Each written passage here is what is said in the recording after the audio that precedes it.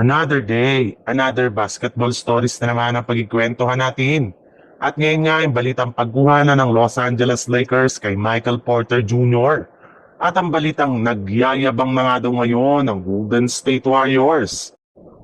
Dahil nga sa hindi magagandang nangyari sa Lakers ng mga nagdaang araw, ay ibinulgar na ng isang NBA insider.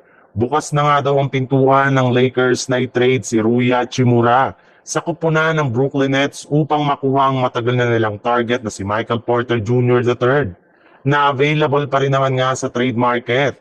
May ilang mga miyembro nga ng front office ng Lakers ang gustong-gusto ang potensyal at ang galaw ni Michael Porter Jr. sa loob ng court.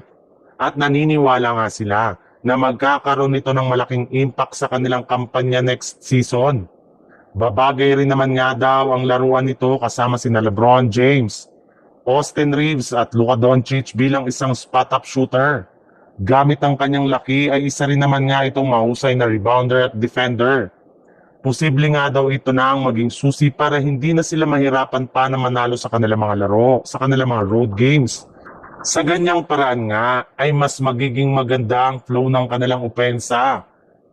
Magkakaroon na sila ng isang mapagkakatiwalaan na shooter sa kanilang mga laro.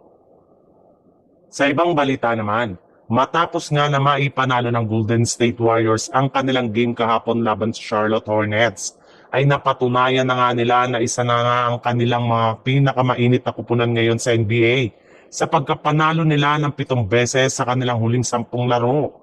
Kahit mananatili pa rin sila sa ika-8 seed, ay patuloy na rin naman ngang nakakadikit ang kanilang record sa mga team na nasa itaas ng standing. Sa madaling salita, sa dami nga ng mga natitirang laro ngayon sa regular season ay sapat na nga ito para makaangat pa sila sa Western Conference. Napakalaki rin naman nga ng hawak nilang momentum ngayon na siyang gagamitin nila para ma-extend ang kanilang mga pagkapanalo.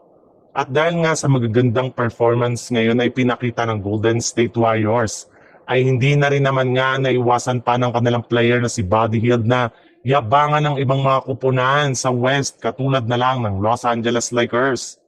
Ayon nga sa naging pahayag nito, sa ganda nga ng mga pagkapanalo ngayon ng Warriors ay naniniwala nga siya na mas mataas nga ang kanilang tsansa na makapag-compete at makuha ang kampyonato ngayong season kumpara sa Lakers na kasalukuyang nag-i-struggle na makakuha ng panalo.